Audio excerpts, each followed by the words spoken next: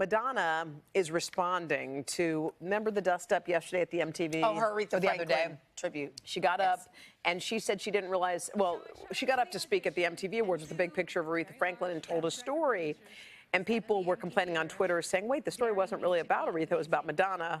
And then it had a little Aretha in it. Well, this is what Madonna posted on Insta. She says, I was asked to present Video of the Year by MTV, and then they asked me to share any anecdotes I had in my career connected to Aretha Franklin. I shared a part of my journey and thanked Aretha for inspiring me along the way. I did not intend to do a tribute to her. That would be impossible in 2 minutes with all the noise and tinsel of an award show. I could never do her justice in this context or environment. She goes on to say, unfortunately, most people have short attention spans and are so quick to judge.